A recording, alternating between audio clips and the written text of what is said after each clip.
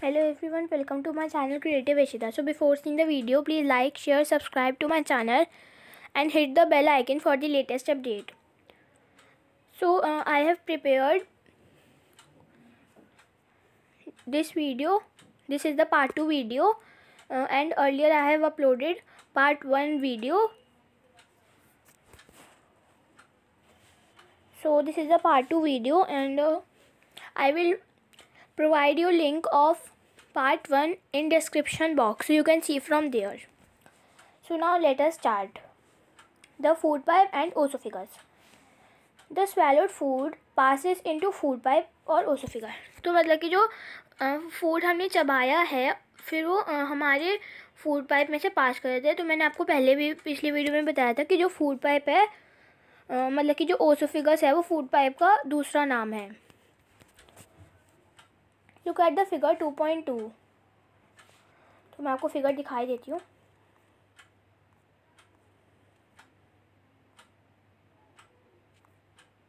तो ये देखो, ये फिगर 2.2 है. इसमें इन्होंने बताया है कि जो हमारा स्वेलोड फूड है वो जो हमारा स्वेलोड फूड हम मतलब कि खाते हैं, देखो यहाँ से हम खाते हैं, फिर वो फूड हमारे फूड पाइप में चला जाता है. फूड पाइप कहाँ होती है? नेक में. ठीक है. और फिर फूड पाइप से वो सीधा कहाँ जाता है? फूड पाइप से सीधा वो चेस्ट में जाता है पहले. ठीक है. नेक में फूड पाइप रन करती है और चेस्ट तक. ठीक है.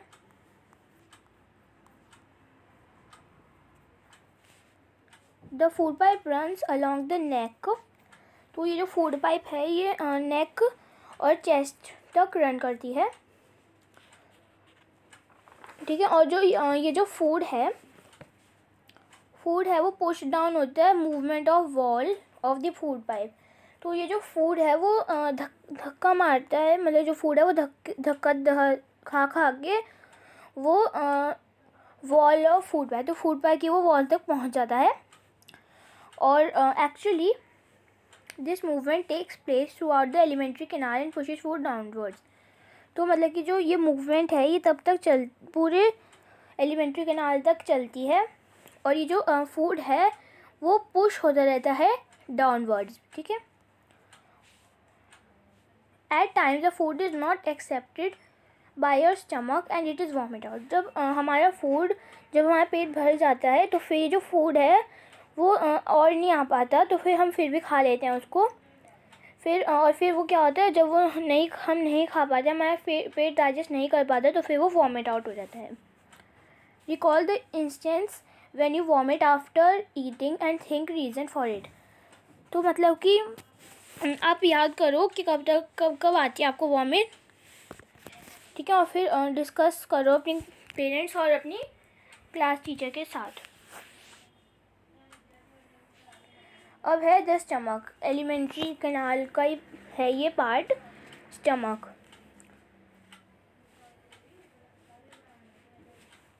ठीक है. तो ये जो स्टमक है ये एक थिक वॉल्ड बैग होता है. तो यहाँ पे थिक वॉल्ड बैग स्टमक को डिस्क्राइब किया गया है कि a stomach is a thick walled bag. तो जो स्टमक होता है हमारा वो एक थिक वॉल्ड बैग होता है. और ये जो है इसकी जो शेप होती है वो यू की तरह होती है और ये वाइडेस्ट पार्ट होता है एलिमेंट्री कैनाल तक. तो मतलब कि फ्लैटेंड यू होता है. यू होता है ना, यू जैसे कि ऐसे बन जाता है ना, यू ऐसे होता है कुछ ऐसा सा, यू सा ही होता है. यू सा मैं आपको दिखा देती हूँ. एलिमेंट्री कैनाल बना था ना वहाँ पे, वहीं पे था. ये देखो ऐसा होता है, ये यू सा ही होता है, कुछ यू सा ही होता है हमारा स्टमक, कुछ ऐसा ही होता है. ठीक है. और अब हमको आगे पढ़ना था फ्लैटेंड यू, और इसकी सबसे वाइडेस्ट पार्ट होता है एलिमेंट्री कैनाल का. ये एलिमेंट्री कैनाल का जो स्टमक है सबसे वाइडेस्ट पार्ट होता है और ये रिसीव करता है फूड पाइप में से। और ये इसका वन हैंड से, इसका जो वन हैंड है वो खुलता है मतलब कि वो फूड पाइप से चला जाता है फूड, तो वो उस पहले वहाँ से चला जाता है और फिर वो दूसरी बार कब खुलता है कि स्मॉल इंटेस्टाइन के बाद, जब स्मॉल इंटेस्टाइन से फूड चल जाता है तो तब वो खुलता है नेक्स्ट। तो ये जो इनर लाइनिंग है स्टमक की वो सेक्रेट म्यूकस। तो जो हमारी अंदर की स्टमक की इनर लाइन होती है वो म्यूकस सेक्रेट करती है, हाइड्रोक्लोरिक एसिड भी और डाइजेस्टिव जूसेस भी सेक्रेट करती है। तो ये जो म्यूकस है ये हमको प्रोटेक्ट करता है लाइनिंग ऑफ स्टमक में।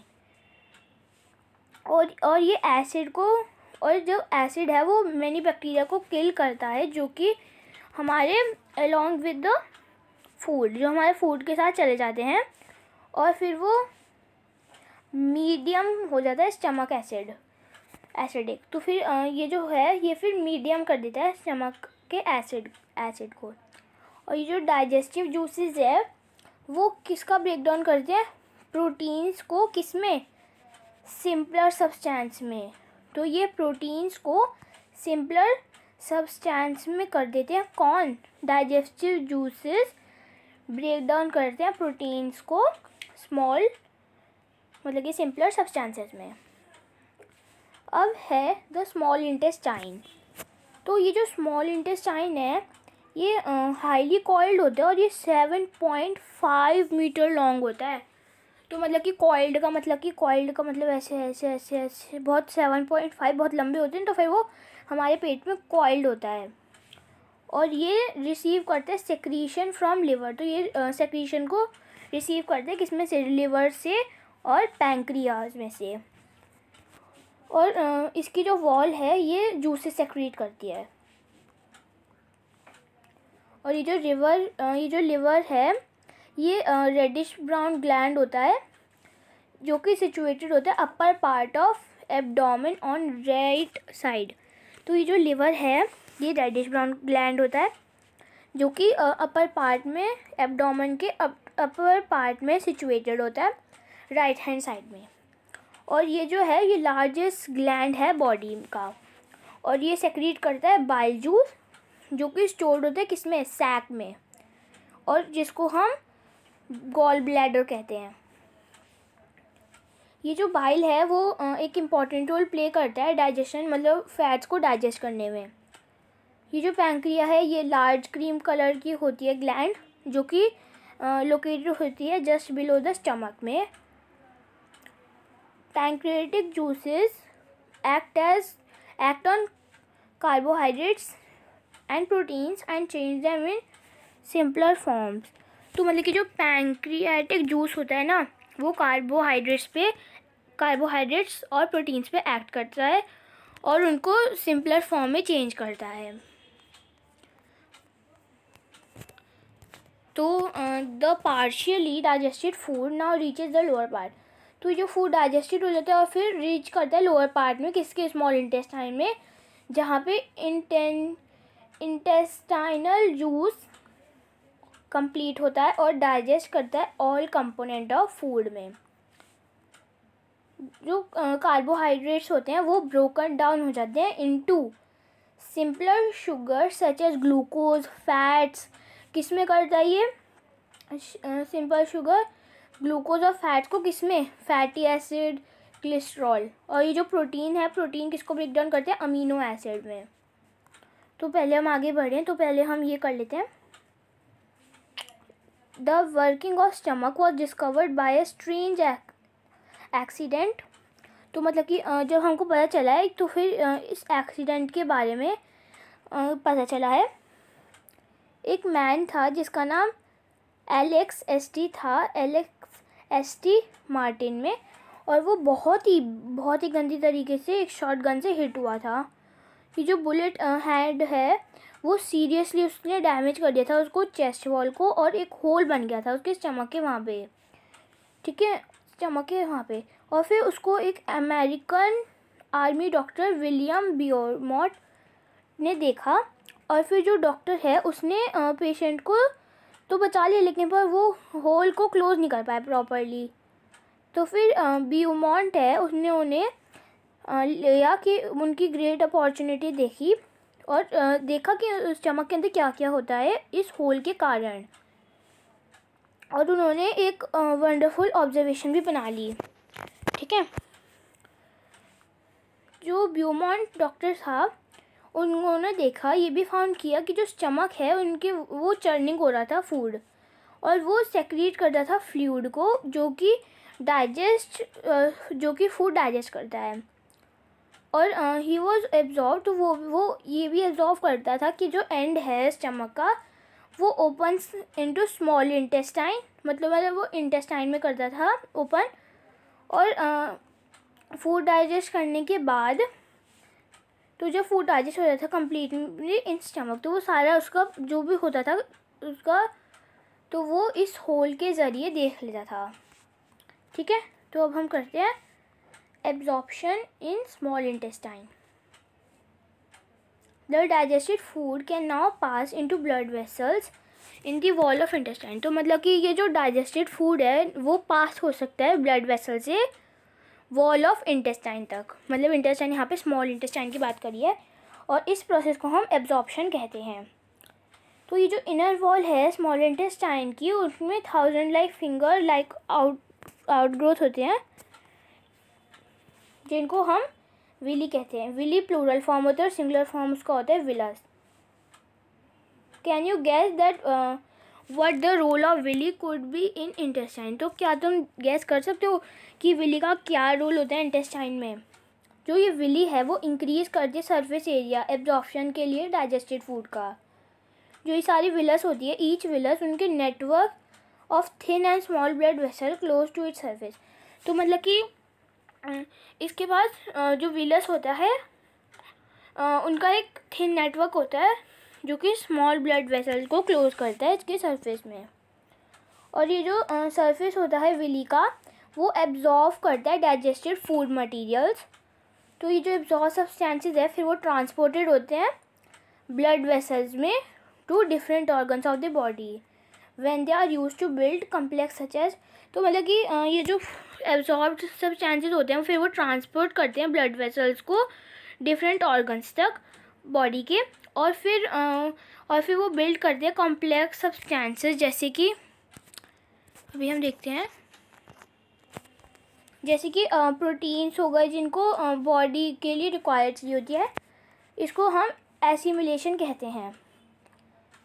सेल्स में ग्लूकोज में ये जो ब्रेकडाउन होता है help of oxygen into carbon dioxide and water and energy release. तो जब होता है तो फिर इसमें से एनर्जी रिलीज होती है। तो ये जो फूड है ये फिर अनडाइजेस्टेड रहता है और अनएब्जॉर्ब्ड रहता है, और फिर वो एंटर करता है किसमें, लार्ज इंटेस्टाइन में। अब लार्ज इंटेस्टाइन का आ गया कि जो लार्ज इंटेस्टाइन है वो बहुत ही वाइडर होती है और शॉर्टर होती है इंटेस्टाइन से। तो मतलब कि वो बहुत ही चौड़ी होती है लेकिन पर वो छोटी होती है स्मॉल इंटेस्टाइन से।